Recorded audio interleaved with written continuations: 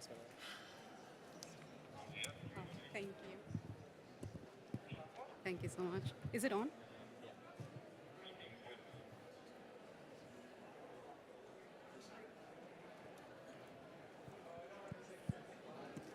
Good evening, everyone. I hope everyone is doing very well. And sorry for a little bit of a delay. We are very much pleased to have you all here on board, but more so, we are extremely thrilled to have our Honorable Prime Minister of Fiji and COP23 President, Mr. Frank Bainimarama. Thank you very much for gracing this event.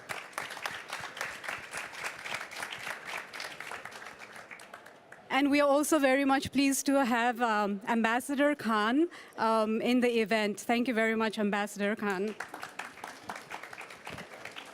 So finally, thank you very much for coming here and for being so patient and patiently waiting for the event to start. This event, Youth Power the Planet and Activate Talk, is something that we put up in order to highlight the creativity of our young friends here, and I'm sure you will be enjoying the session today. Let me introduce myself. I'm Raksha Thapa. I'm the Energy and Climate Change Specialist at UNICEF. And we're really looking forward today to celebrating the closing of Young and Future Generations Day here at COP23 together with all of you. Tonight, we are acknowledging that although children and young people are and will be the most affected by climate change, they're also some of the loudest advocates for taking positive climate action. We know that young people are at the forefront of social and environmental action, and often pushing such change through creative means. It is these stories of youth action that really inspired us to create the Activate Talk series, which is both an acknowledgement and celebration of what young people are doing in their lives, be it in their academic pursuits or in their communities, to make our world a safer, more sustainable, and equitable place, and in doing so, also helping achieve the Sustainable Development Goals. So with this, I'm pleased to turn the floor to Ambassador Nazhat Khan of Fiji. Ambassador Khan will officially kick off the event with her opening remarks on why engaging children and youth is extremely critical in combating climate change, and a highlight here at COP23, as you all know, to which Fiji is graciously serving as the president for this year. Welcome, and thank you very much, Ambassador Khan, for being with us. The floor is all yours.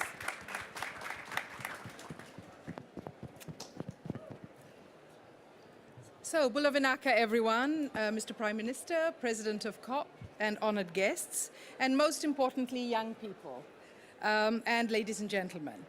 It's a delight to be here. I'm very, very pleased to be here at the conclusion of an eventful and inspiring Young and Future Generations Day. I would like to first acknowledge the presence of the creative young people who have showcased their work tonight and will be showcasing their work tonight, and also, of course, the organizers, in particular UNICEF, UNDP, and UNFCCC, for inviting me to deliver some opening remarks. We cannot emphasize enough the increasing vulnerability of children to this issue of climate change. But let us not also forget that you, the children, are some of the loudest advocates for climate action. To safeguard a future Earth for children, I personally believe that today's agreements must not only yield results for children, but with children. We are very aware of the importance of education and public awareness in ensuring that the Paris Agreement works. The Paris Agreement is not only to be implemented, but also it changes mindsets and the attitudes of the world in everything that we do. The world needs to understand the urgency to act now. As COP23 presidency, we place a greater focus on education and how its 6 elements need to translate themselves into funded work programs. This is a challenge, but not when we tap into each other's energy to act. we are very pleased to inform you that on Monday, a new work program was launched relating to education under the Paris Agreement. Negotiations relating to education now is progressing positively with active engagement of young people. The state cannot do this alone. Thus, the call to form a grand coalition recognizing the pivotal role of children in climate action among other actors, but most importantly, the creativity, the energy, and the drive of children and young people to accelerate climate action now to enhance the ambition of the Paris Agreement. We are here tonight to celebrate your creative and innovative power driving climate action around the world today. Fiji implemented a national speechwriting competition, and one of our winners, Timothy, is to open the high-level segment on Monday. But here with us today is Shalvi, our winner from the Northern Division, and she will deliver her remarks now. So I am pleased to therefore introduce Shalvi Shakshi, 10 years old and in year 5 of school in Bua and winner of the National Speech Writing Competition. She has a keen interest in dancing, singing, reading storybooks, and acting. Vinaka Vekelevu to all of you, and thank you very much.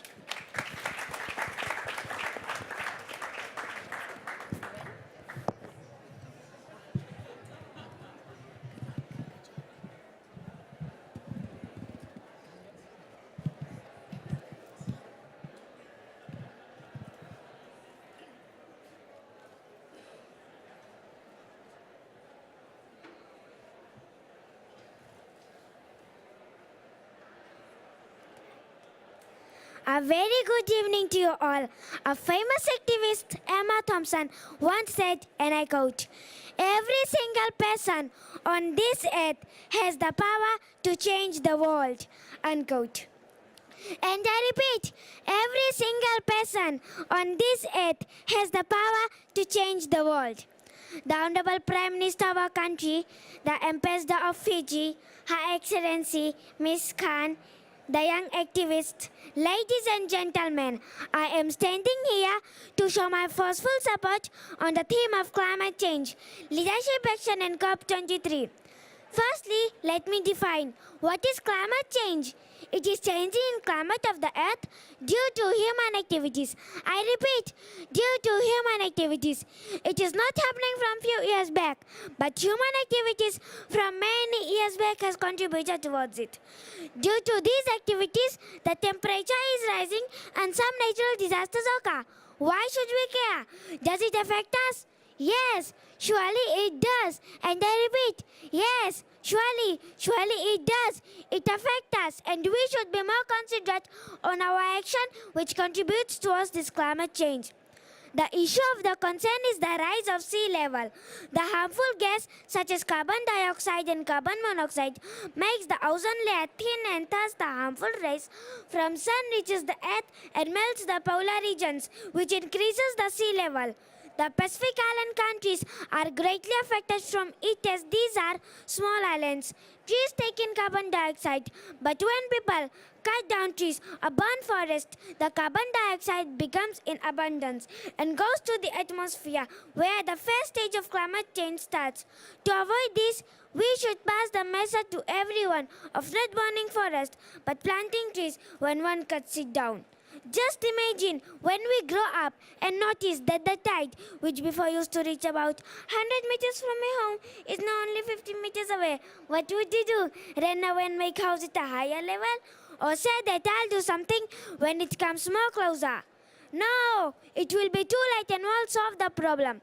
This is the time, dear colleagues, this is the time to act and do something which slow down the rising of sea level. The major concern is the unpredictable disasters such as hurricane. On 21st February 2016, Fiji was badly struck and extensively affected by Cyclone Winston. I repeat, Cyclone Winston. Cyclone Winston affected life of 40% of people in Fiji and leaving 44 dead, 45,000 people displaced and 350,000 directly impacted. The disaster cost damages worth of $650 million. Just imagine, ladies and gentlemen, $650 million. My community, Nasarbanga, in Bua province, which is in Fiji, was also part of this crisis, where many were homeless.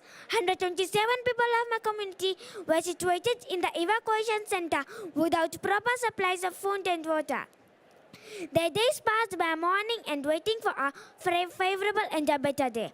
After 1 week, they are back at their home, starting a fresh life once again.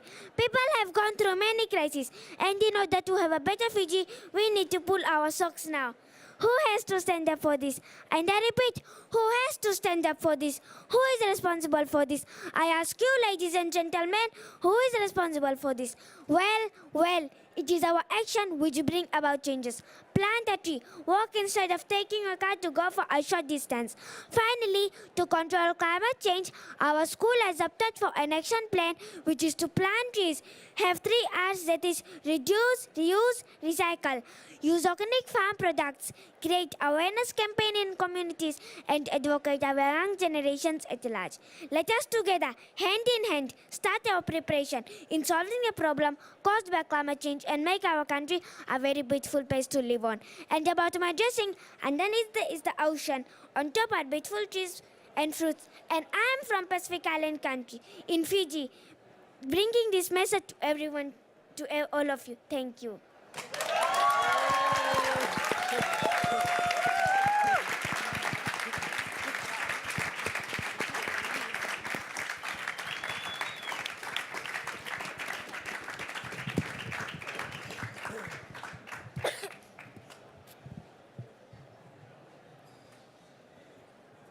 That was an extremely compelling and moving speech. Thank you very much, Shaivi. Excellent. Thank you so much for your inspiring words and for bringing the national speech competition to such a global stage. Thank you once again.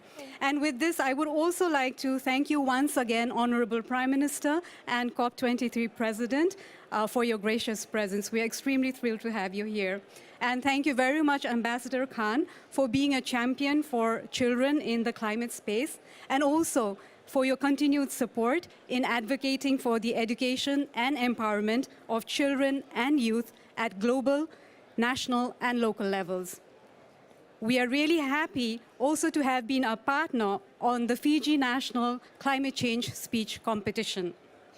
So now, speaking of competitions, before we start the next segment and the panel discussion, we would like to showcase some of the amazing creativity born of an ongoing contest where you can participate in helping us choose the winner. UNICEF's Climate Comic Contest received almost 3,000 planet-protecting superheroes from 99 countries in the past few weeks. Recognizing the power of comics and the innovative ideas young people possess, we asked the world's youth to develop and submit their original superhero that can protect the planet from climate change. How exciting does it seem? So we went on to select top 20 finalists, which you can see here now, and invite the world, including yourself, to vote on your favorite hero. The winner of this global vote will work with us, as well as with our partners at Comics Uniting Nations, to produce their own full comic book. So please join us now by voting at the website on the slide. On the screen here, you will see the snapshot of 3 finalists. So this is Hydroman, submitted by 8-year-old Ali from Uzbekistan. This is Ciclanito, which is submitted by Juliet, 19, from Cuba. And here is Flora, submitted by Selena, 17 years old, from Trinidad and Tobago. You can read the summaries and view all the amazing artwork of 20 finalists on the online voting platform, so don't forget to visit. Now, moving on, we're very excited to have a panel of young activists and artist with us today. So this panel is moderated by our very own Kyle Lemley, who is an exceptional individual. And he has time and again demonstrated the power of using creativity to not only combat climate change, but also recognize the intersections between protecting the planet with social justice. I would like to introduce Kyle, who is a community forester with experience working with international and grassroots NGOs across the Himalayas, Southeast Asia, and his very own California. He comes to COP23 as an official delegate with Sustain US, representing the interests of youth across from the USA. Kyle received the Spiritual Ecology Fellowship to support his project called Lead to Life, a clear example of using creativity in climate action, which is transforming weapons into shovels to use in tree planting ceremonies at sites of violence across the USA. And when he's not planting trees, guess what he's doing? He serves as a founder and co-director of the Thrive Choir, where he's writing and performing original gospel for social change music across California. And he's going to give us a little bit of that sort of a sample of that creativity in him. So I would now like to officially invite Kyle to kick off the panel discussion. But before that, a performance is really imminent right now with Keksha on the guitar. So the floor is all yours.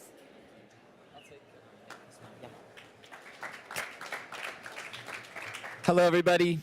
This is for the guitar.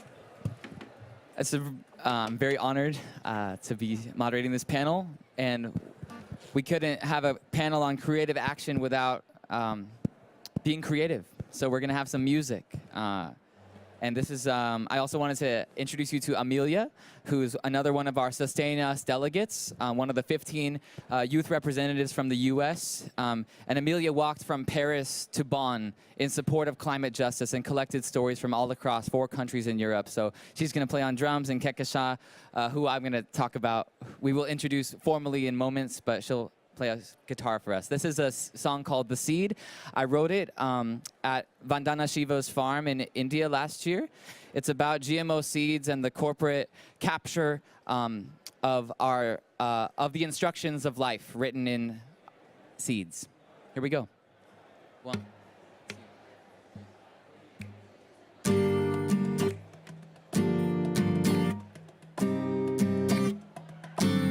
Our twisted legacy, our ancient memory, are carried on the breeze, on the wings of honeybees, while men in their white coats play God with a microscope, with gene guns to modify a gift into a lie. But the gift of life, we have earned it just by being born. Yes, the teachings of time are not for anyone to own. Yes, the gift of life is given free. Don't just sell it to me.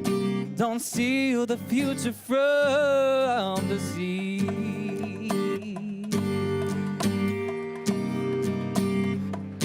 When life is sold with a debt, it promises certain death. The miracle pesticide, they drink it in suicide. All the frontiers we've taken to bring home the bacon.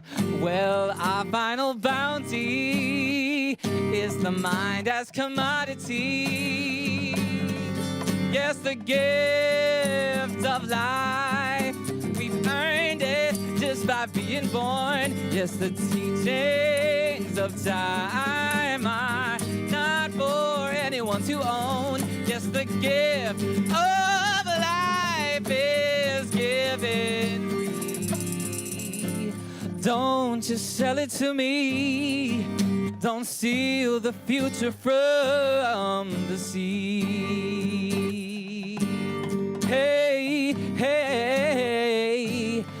our twisted legacy, our ancient memory, are carried on the breeze, on the wings of honeybees. Every woman and every man must pass it from hand to hand. That's how the world's sung alive. That's how culture will survive. Yes, the gift of life, we've earned it just by being born. Yes, the teachings of time are not for anyone to own. Yes, the gift of life is given free. Don't you sell it to me. Don't steal the future from the sea. Thank you. All right. So now it's time to hear from who we all came to hear from. But first, actually, before we do that, I have a question for all of you. We are wondering, in one word, how does climate change make you feel? So that's right, we're throwing it out to you. How does climate change make you feel? And do we have, maybe just yell it out? If you have a word. How does it make you feel? Worried. Worried. Discouraged. Fearful. Angry. Wow. Yeah, super intense. Climate change is making us feel some heavy emotions, but we're really lucky that we get to hear from these youth from across the world, who each of these amazing youth have been able to transform these feelings of despair, anger, fear into creative responses in support of climate progress. So now, let's kick off this wonderful discussion, shall we? And I'd like to introduce our amazing panelists. We all know how amazing Shalvi Shakshi is. We heard from her amazing speech. She's in the Northern Division Fiji National Climate Change Speech Competition winner. And she's 10 years old and has a keen interest in dancing, singing, reading, and storybooks and acting. Next to her is Marisol Sanchez Odio, who is the youth representative of Decolonize, Decarbonize Art Project and a 9th grade student of St. Jude School in Costa Rica. And at 16 years old, Marisol enjoys an ecological way of learning and swimming. Give it up for Marisol. And next to Marisol is Ryan Camaro, who is an arts activist and coalition builder across differing organizations. Ryan's a 2015 Brower Youth Award winner and a 2017 Spiritual Ecology Fellow. And his work centers on visual storytelling education that activates the arts as a catalyst for critical research and analysis. Ryan has devoted his organizing work to embodying rooted values of anti-oppression and intersectional justice, recognizing that efforts to address climate change and the ecological crisis are systematically tied to social, economic, and cultural oppression. Give it up for Ryan. Welcome, Ryan. Thanks for being here. And next, we have Kekesha Basu, who is 17 years old, working on mitigating climate change, promoting gender equality, and social upliftment. Born on the 5th of June, which is also World Environment Day, she feels that it was preordained that she should grow up to be an eco-warrior. Spreading the message of peace, happiness, and sustainability has been her passion since she was only 8 years old, and she has worked tirelessly to enlist the support of children and youth across geographical boundaries. Kekesha is the founder of a youth organization called Green Hope Foundation, and most recently was awarded the 2016 International Children's Peace Prize. Give it up for Kekesha. Welcome. And finally, we have Adush Pratap, who is the winner of the Oceans and Climate Change category of the 2017 Global Youth Video Competition on climate change. His video, Let Mangroves Recover, underlines the importance of mangroves and shows how their preservation can save thousands of lives. His video concluding with, "Sometimes nature is the only answer," sends a strong message on the significance of the ecosystem for the region for saving its vulnerable coastline. Adarsh has also a hobby in photography. Give it up for him. So welcome, everybody. What an impressive group. 10 years old. All the way up to me. I'm over here. I'm the old guy. So we'll start off with Ryan. So you're an incredible visual artist. I'm wondering if we can put up Ryan's beautiful art. And I'm hoping, Ryan, you could tell us a little bit about the inspiration behind and the application of these images. Thank you, Kyle. Yeah, so some of the work that's on that screen over there is an example of some of the visual storytelling education projects that I take on.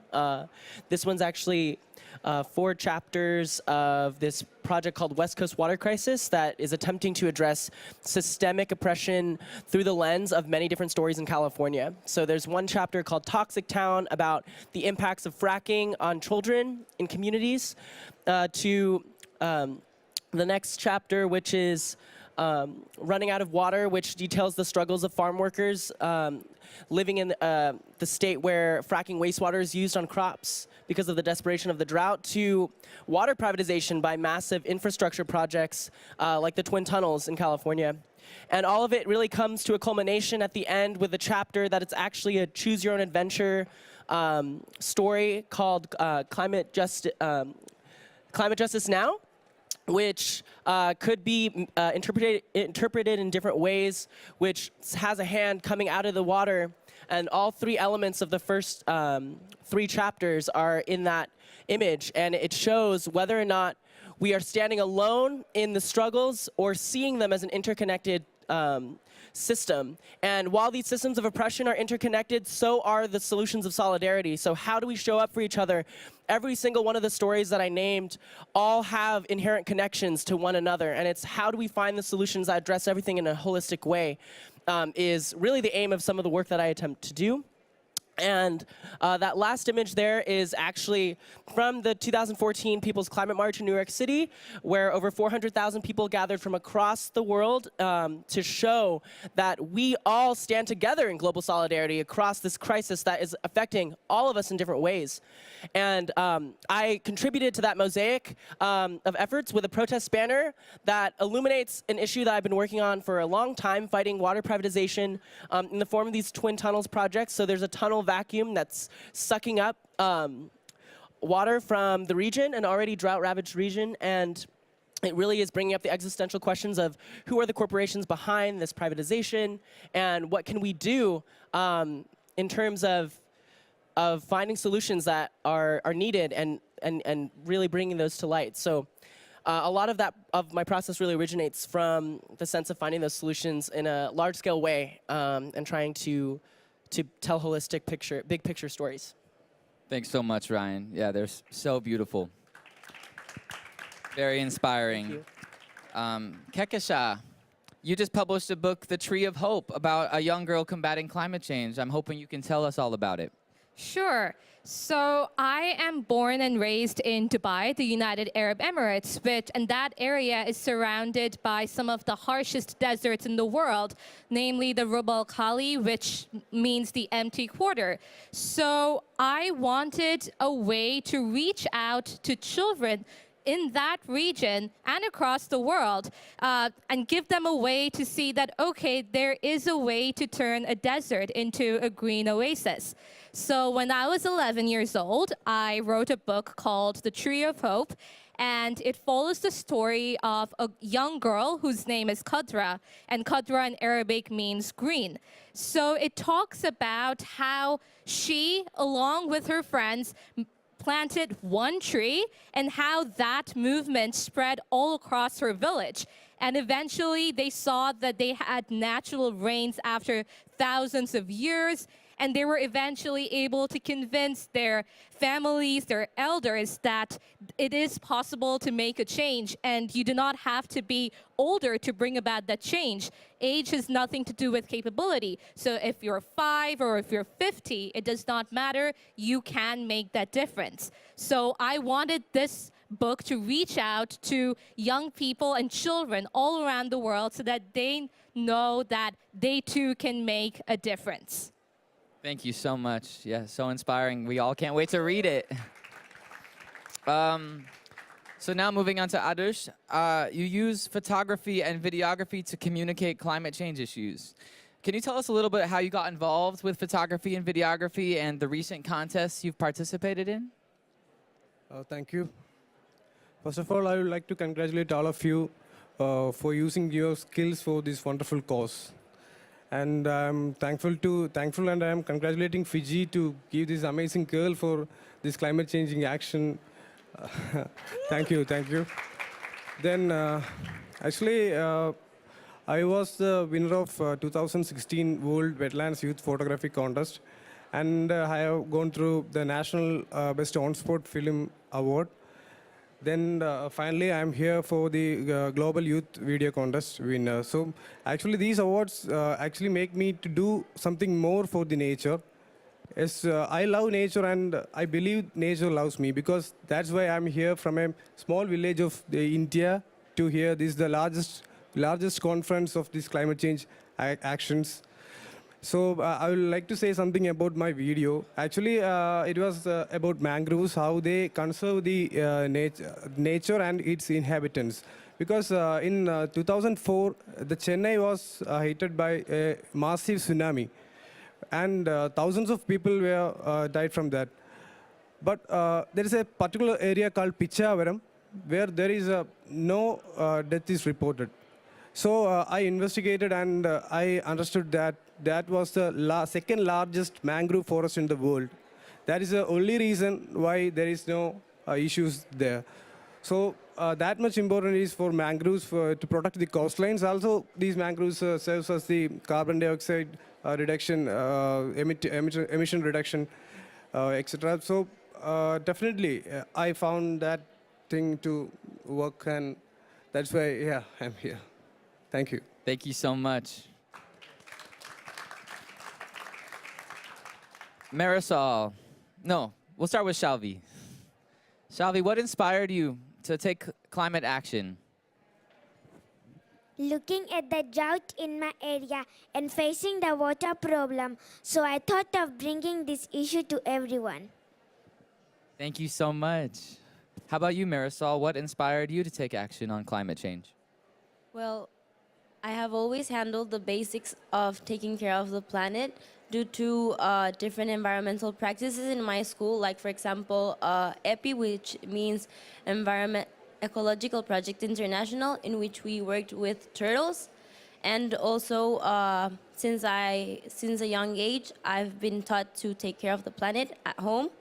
But since I started the Decarbonize, Decolonize project, I was able to be more aware of climate change and the different causes of it. It was really shocking because I was able to learn of different things I didn't know that had an impact on climate change, like, for example, colonization.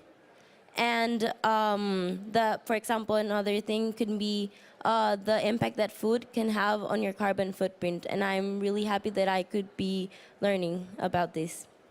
Yeah, Marisol, and I'm wondering if you can say more about how your own community has been impacted by climate change.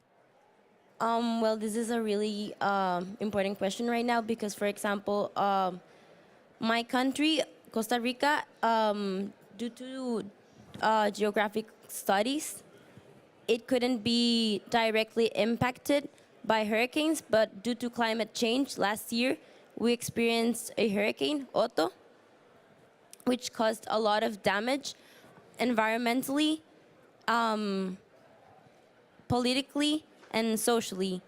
And this year, like a month ago, we also experienced Nate, which was a storm that caused also a lot of damage. For example, a lot of people losing their homes, schools were underwater, roads were completely destroyed, and a lot of animals that were also without homes. Thank you so much for sharing that. I'm sorry to hear about hurricanes happening where they're not supposed to. Ryan, we're neighbors in California, but maybe you could share a little bit about how you or your community's been impacted by climate change.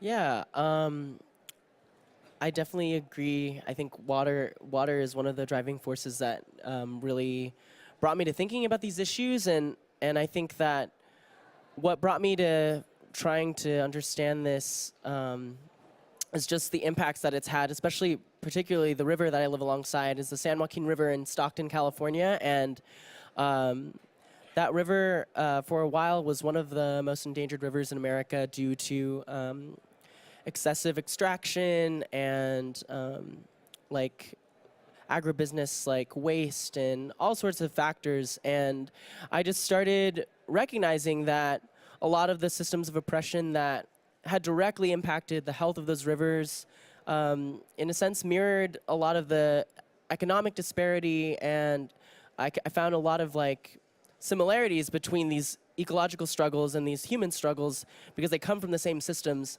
of greed and exploitation. And I think that's really what brought me to trying to tell these stories in a way that has all of those things experienced and understood in order to address the crisis, because it really takes all of those layers. Like, and art, in a sense, is just like a form of we are all socialized by art and music in some way, and that's really where we tap into the humanity of ourselves. So how can that form be really used to tell this deep story that runs so many layers? But yeah, it's a little bit of what brought me to this journey. Thanks, Ryan. Shalvi, I know you spoke a little bit about it in your speech, but I'm wondering if you could tell us more about how your community's been impacted by climate change. People in my area were facing difficulties as they don't have enough water to drink or plant crops or raise their livestock. Wow. So many different impacts all around the world, and I'm hearing a lot about water. And focusing on climate action, Shalvi, I'm wondering what actions are you taking to protect the planet?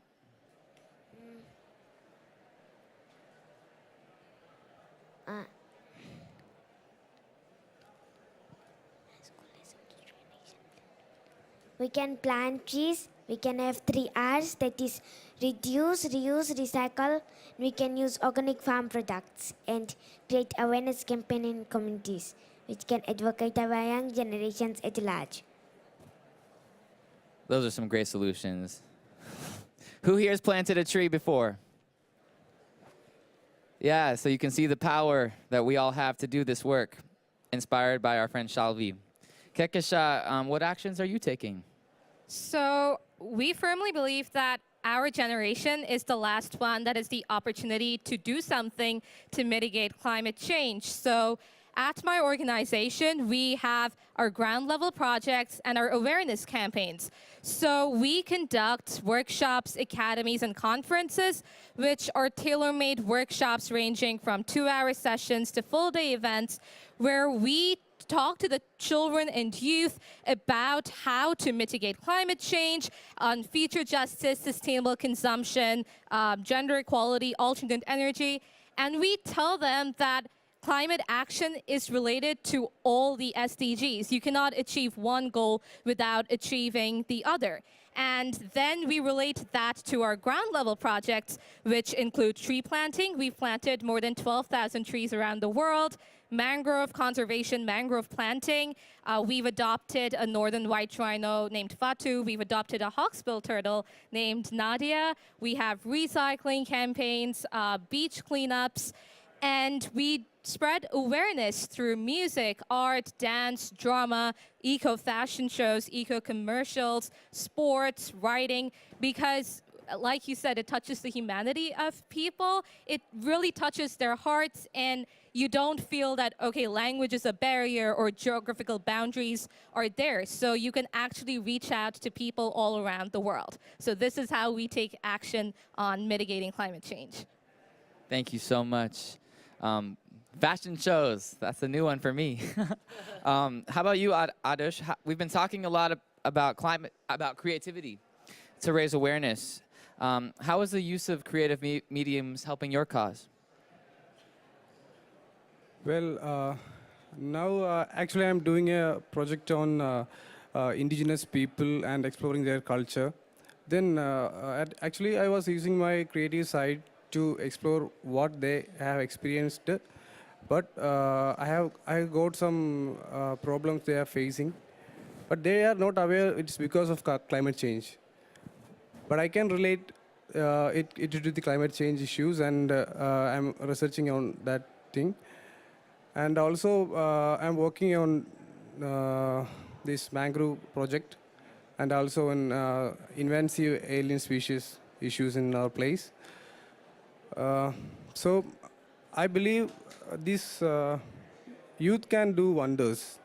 Actually, I would like to say one thing, that youth is not the future leaders. They are the present leaders, actually. We are the present leaders. We can be the present leaders. So, you take the action and inspire others. So that's what we can do, right? Youth are not the future leaders. Youth are the present leaders. How about you, Marisol? How is the use of creative mediums helping your cause?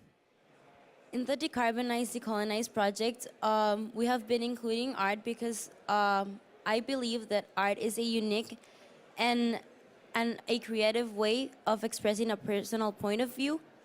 In just one art expression, you can observe a lot of different points of view, and this is due to the different interpretations it can cause on just one topic. With art expressions, by requesting art expressions, that in our project we requested art expressions to the youth, and by requesting them, we're also raising awareness, since by requesting them, many kids had to do some research and also give some thoughts to the whole climate change issue in order to express them in one drawing. Thanks, Marisol. How about you, Ryan? I think of you as a creative saint. So how is the use of creative mediums helping your cause?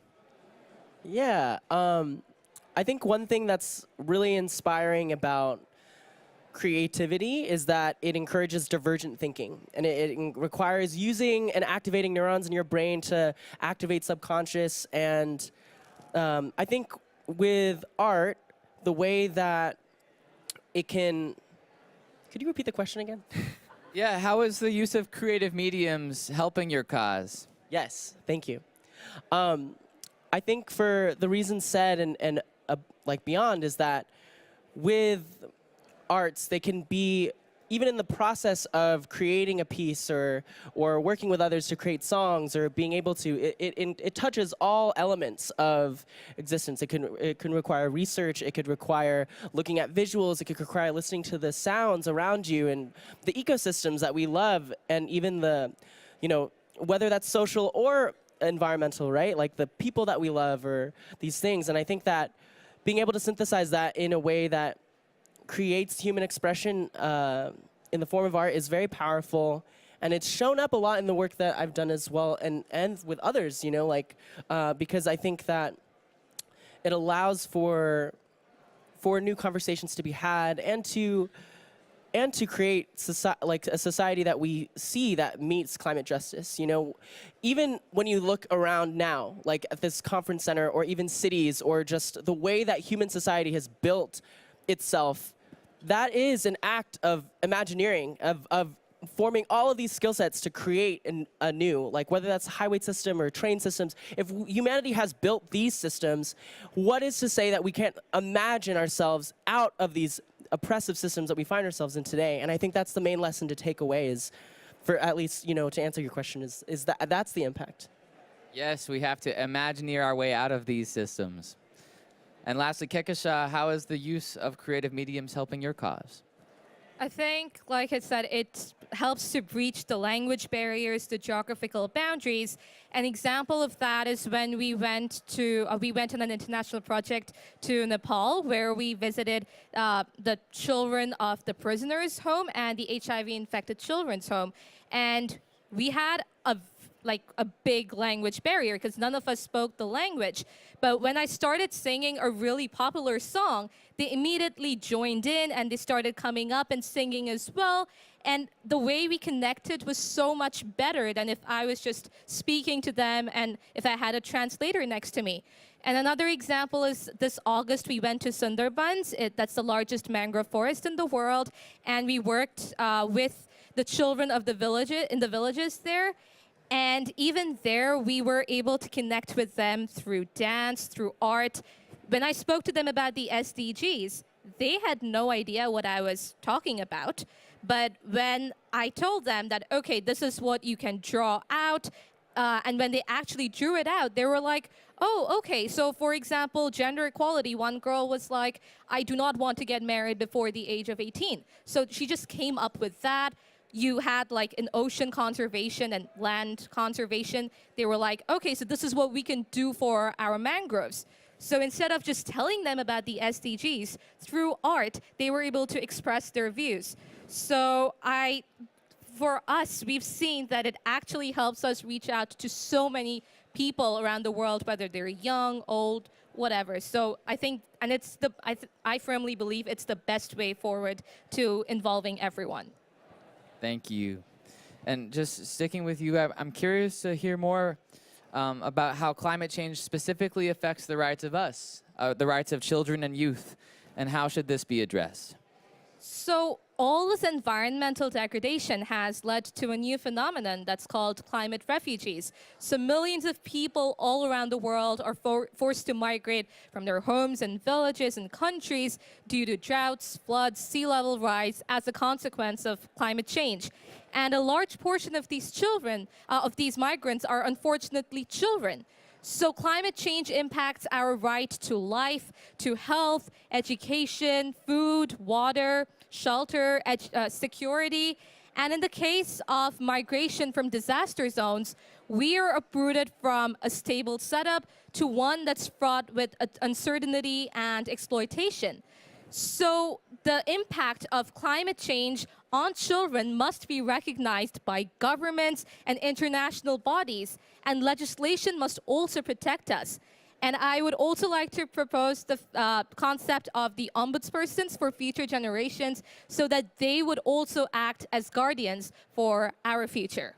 What's the name of that concept again? Ombudspersons. Some countries do have that, but it would be an amazing thing to actually have ombudspersons in every country for the future generations. Sounds good to me. So, Marisol, what do you think? How should world leaders engage young people in the climate process? I believe education is the most important when engaging youth to be in climate change processes. It's important that we are taught to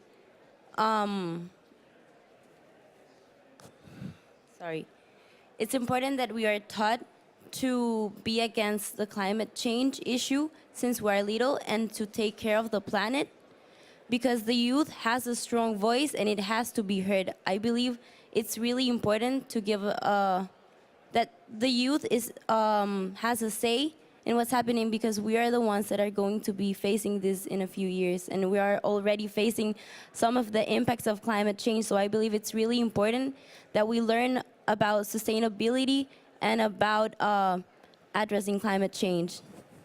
Thanks, Marisol. And how about you, Adarsh?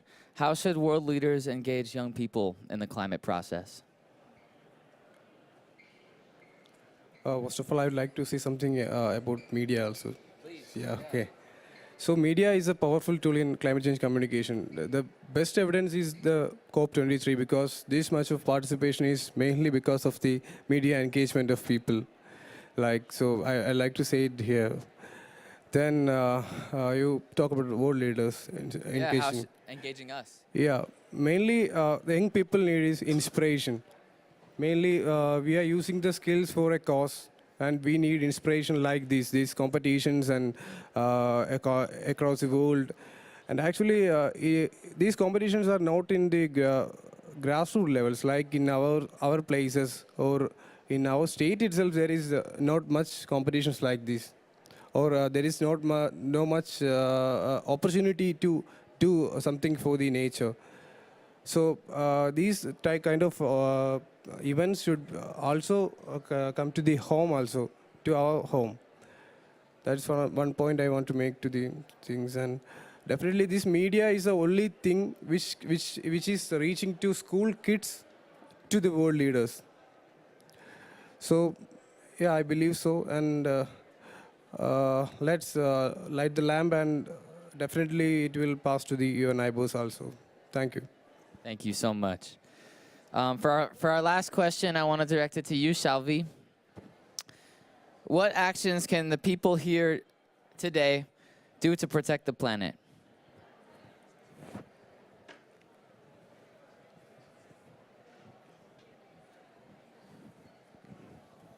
They can join me in voicing out our concern of climate change. I think we can all agree to that, right? So please help me thank all of our panelists for not only discussing their role in climate change, but also showcasing their amazing creative work, from planting trees to art to writing songs to making videos to dancing.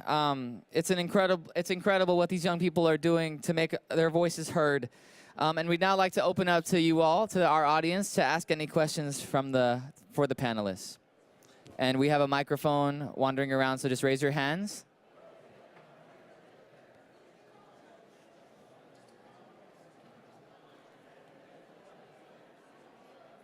Should we use one of these mics? Okay. Okay, I'll bring it back. Great. So we have a question over here.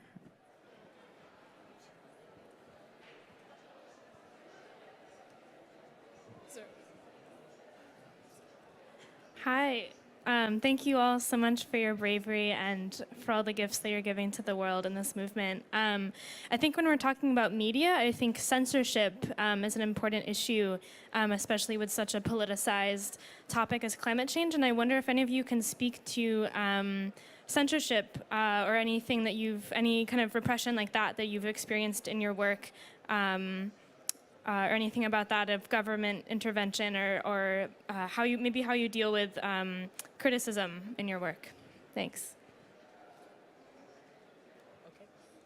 Thank you for the great question, because that's very relevant, especially as young people that feel as though these issues are directly impacting them for the long haul, and working with business as usual, working with these systems that have existed for a long time. I think when folks are trying to do something new, I know that I've experienced personally challenges around censorship and around thinking that, that it's important to work with the status quo or what is existing. And I believe that there's some truth to that, but I do feel like there's an ebb and flow and a sort of hybridity that's needed between bridging old worlds and new worlds, and even thinking about how to healthily challenge in a productive way around what solutions are needed.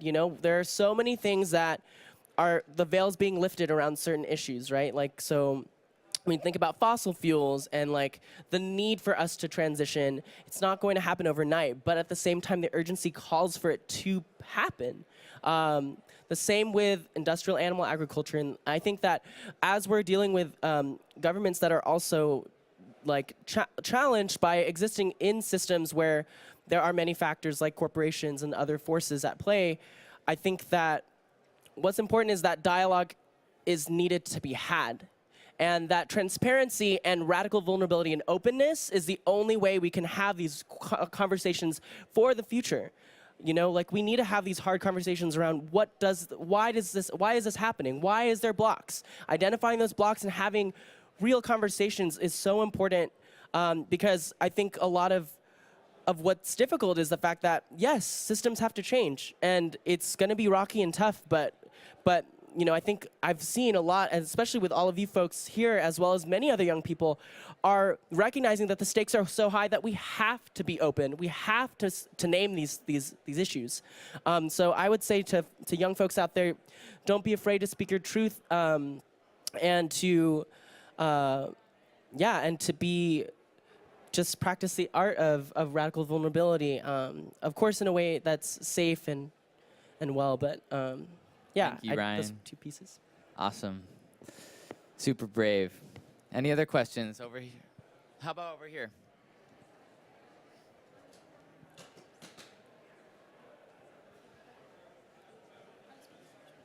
Just talk into it. I think it's on. You've mentioned the intense need for solutions, but what if some of the solutions are causing oppression in some communities? Should they solve one problem by creating another, or should they slow down and solve both problems at the same time? Are you asking me? Yeah. Okay, thank you. Yeah, thank you. That's a very important and relevant question. And I would say, to speak to that, is, yeah, I don't think it should happen piecemeal. I think there is holistic necessity in solving these issues. And I hear you on like solving an issue, but it causes exploitation in another. And I think that's why the radical vulnerability has to happen. That's why those conversations need to be had, so that we can figure out the pathways that are addressing all these issues simultaneously, but not at the exploitation of others. There are too many stories like that shouldn't exist in the world. But thank you. Does anyone else have any thoughts about that question? On the question of solving one problem while causing another one through that solution. I just agree with what he said, and I think that's what sustainability is, making sure that you have the economic, social, and environmental pillars all working and growing together in harmony. So I think once we find a solution that makes all the solutions work, I think that's when we truly achieve sustainability. So, and yeah, I agree with totally with what he said. Just want to briefly add too that, you know, when we think about climate justice as well, I think we should expand our framework, and I think a lot of people do already, but what does the social climate look like? What does the economic climate look like? The ecological climate? You know, these all play into each other, you know, like historical trauma of communities that plays into what is happening today in why climate change is happening. Like, and what better space to examine this than in the UN, where all these countries are trying to come together and try and build harmony, but recognizing these things are the first step, you know, to healing. But yeah. So it sounds like these youth are not interested in false solutions. Any other questions? Yeah, if you allow me, I'll speak as a granddad. And as a granddad, I have a strong bonding with with my young grandsons. And you may realize that seniors may be suffering very much from climate change. In the Netherlands, the prospects for old age pensions have been limited recently because there was a lot of people dying from flu, but also from heat waves. So there is this impact. Now seniors may be a bit out of the common system of decision making, but in many countries they have time and they have money and they have some influence. And my suggestion is make use of this special relation between the young and the old people to convince them and make them jointly helping to make the change. Thank you. Thank you so much. Yeah, intergenerational solutions have to happen, and I've heard that we talk about elders, but elders are not necessarily olders. And I think we have many elders on the stage as well who'd love to work with you. Are there any other questions? Thanks. Hi, thanks very much for your really inspiring stories. I work at an NGO, and many times, you know, lately especially, we are always thinking how to engage with youth, how to bring them into the projects that we have on climate change adaptation and so on. And, you know, of course, maybe the best way to do it is to consult with a group of youth. But now that you're here, what would you think, you know, if you have the opportunity to partner up with an NGO and with other actors, you know, in what way would you like to be part of a project that is working on climate change? Yeah, I think I'll give the same answer as I was saying here. Use creative ways, because a lot of young people do not like the fact that, okay, someone is just talking to them, because they hear that like a lot, generally a lot from adults. So if a group is interested in like sports, for example, we use sports for like soccer with cricket to involve everyone and leaving no one behind. Or you can use like a fashion show, so that people can who are really interested in art and fashion, they can get involved that way. So it's not just about speaking, it's about doing something that they love and then involving them with like climate action, for example. So I think figuring out what they are most passionate about and using that to help them help convince them that, okay, climate action is super important. I would also like to add too, I definitely agree. And I also think as well, like when we're trying to create spaces of merging worlds together, I think mentorship that's horizontal is really important, because there is this teacher-learner structure where you have something to teach and you have something to learn. And especially one thing that I learned while trying to get into water politics in California is that there's a very old guard of people that know policy and are deep into it. And when I started getting into that work, I had no idea of the intricacies of that process. But it was through mentors that taught me and were able to build out this language and share the culture of what they had been organizing around for years that really got me involved and engaged. But in that same vein, seeing that the deep work that they were doing translated into like the way that I visually process and try and explain those issues for them really helped them see things in a new way and garnered new audiences for people to be like, oh, I should care about this public hearing that's happening. So I would just say mentorship is super important in a horizontal realm. That's so needed. I think that, yeah, I think it really comes down to that, because I think young people nowadays, they really want to learn and also be not seen as like someone to work like under, but also just because like we have so much to lose because folks are doing the work. It's like, how do we create that harmonious exchange? And I think that's really important. Yeah, and building on that, I completely agree. I think a lot of the times youth are just seen as, okay, so the adult teaches the young person. So I think going in with an open mindset that, okay, we can learn from them as well, and we can teach them and they can teach us. I think that is the most important thing, having an open mindset and being open to different ideas, no matter how outlandish they seem at that point. Thank you.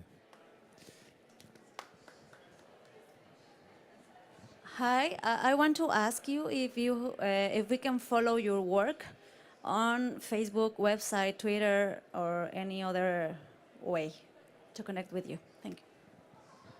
All right, you all. You have some fans out there. How can people follow you? Marisol? For our project, Decarbonize, Decolonize, we created a white paper. It's a document that, as the title says, Decarbonize, Decolonize, it focuses on colonization and the impacts it has on climate change. And so we, throughout our project, we studied different themes and we developed them in this white paper. And yeah, you can look at the document, and it also includes the different art projects I was talking about. Maybe I can hand it out later so that you can see it. Adish? Is there any way that folks out there can follow your work? Yeah, sure. I'm in Facebook and all social medias. You can search my name in internet and you will find some work there. Definitely you should do that. Yeah, you can follow me on Facebook, on Twitter, on Instagram, and you can also find my organization's work on Facebook, Twitter, and Instagram. You can check out our website if you type Green Hope Foundation, and it'll link you to all the other social media pages as well. So we are just a click away. Yeah, that's the cool thing about the internet. It's so instantaneous. Everyone's ambiently connected if you look. So yeah, so I would say the same thing. Just reach out on Facebook. I do a lot of work with different organizations, but really stoked to work with Sustain Us. They're one of the core groups. So if you follow Sustain Us, there's youth even beyond just me, but there's a lot of amazing, inspiring folks there to really check out and see the kind of work that they're up to. But if you'd like to talk to me about things specifically around arts activism and storytelling education, feel free to hit me up on the Facebook.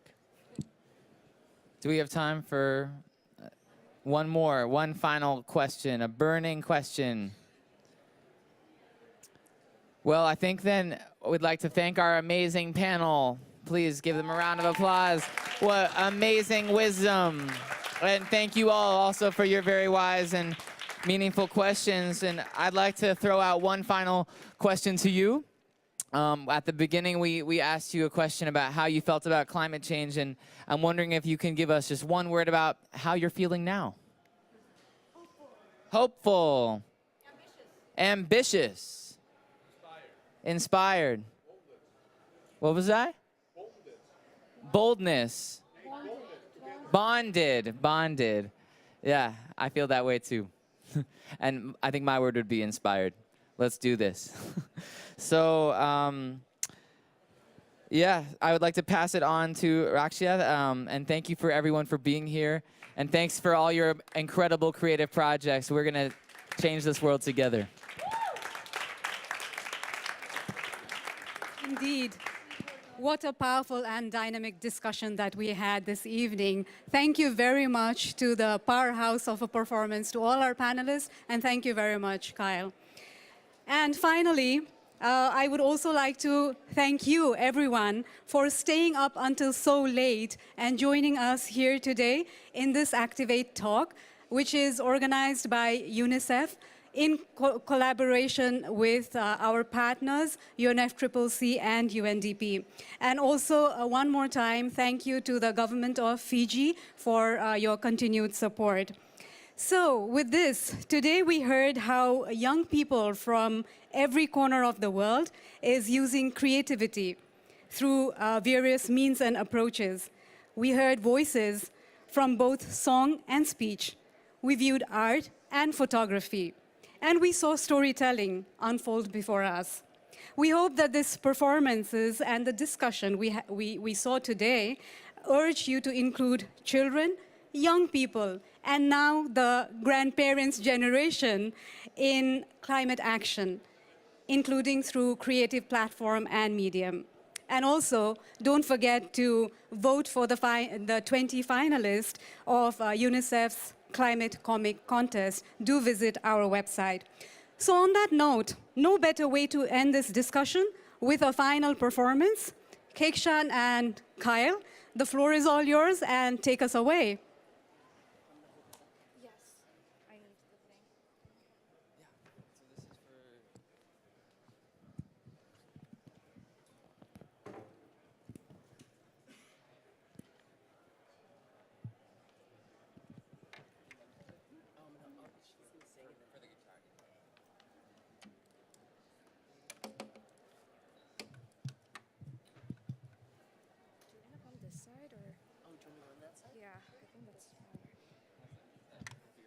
A little higher. Hello, check. Great. So, as we all know, we are running the most dangerous experiment in history right now, which is to see how much carbon dioxide our atmosphere can handle before there's an environmental meltdown. So, why do we keep ignoring climate change as a threat? It's the harshest reality for our times, and yet we continue to underestimate or even trivialize its importance. As I said before, Green Hope uses music to spread awareness about the need to mitigate climate change. So I will be performing a song that I composed called The Climate Cry. Please enjoy. Do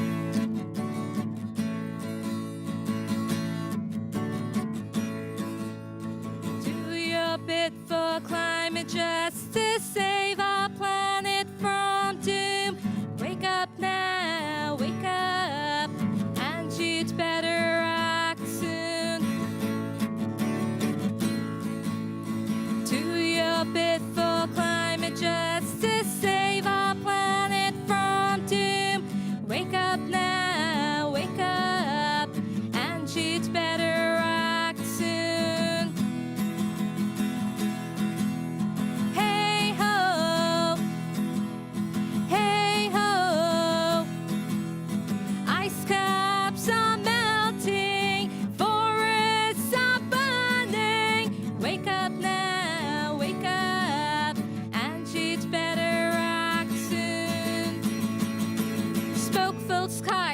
flooding at the sun.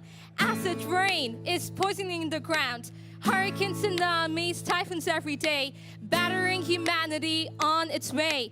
Melting ice caps and rising sea levels. Is there no end to our troubles? We're the ones who are to blame for killing the environment in progress's name. Wake up before it's too late. Climate change is the biggest global threat. Climate change is the biggest global threat. Climate change is the biggest global threat.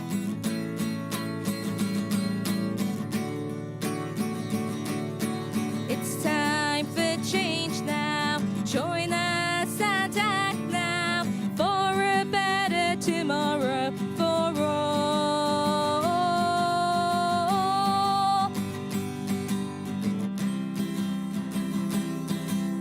Earth hour isn't just one day. Change habits and make them stay. Spread the word and make way for a clean, green future for all. It's time for change now. Join us and act now for a better tomorrow for all.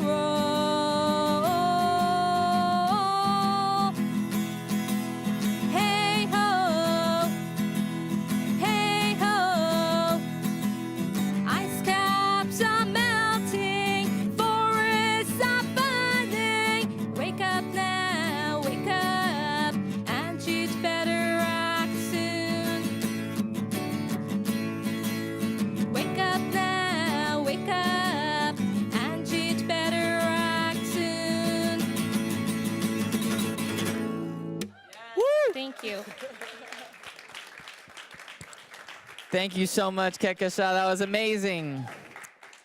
We have one last song for you. I'd like to invite Amelia from the Sustain Us band back on stage.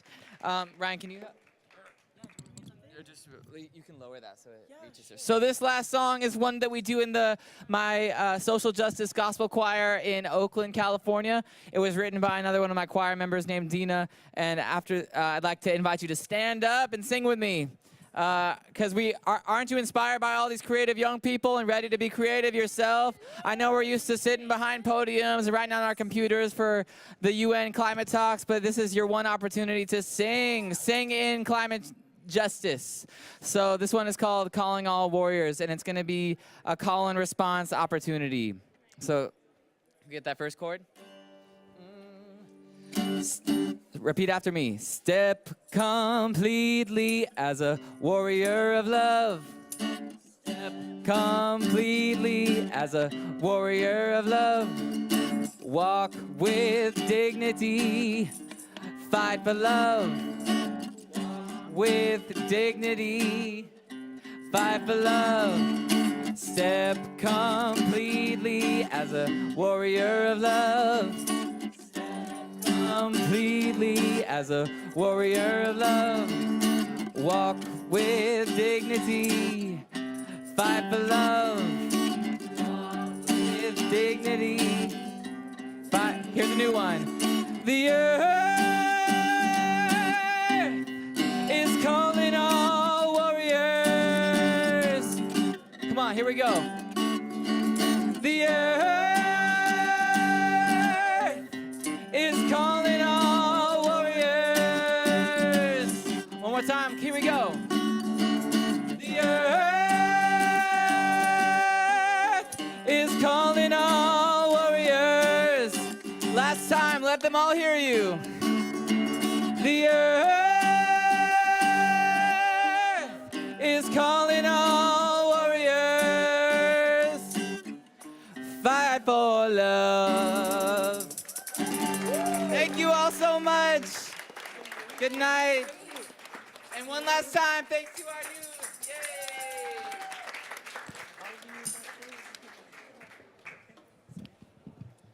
Thank you everyone for coming. Please enjoy some refreshments over here by the stage and have a great night.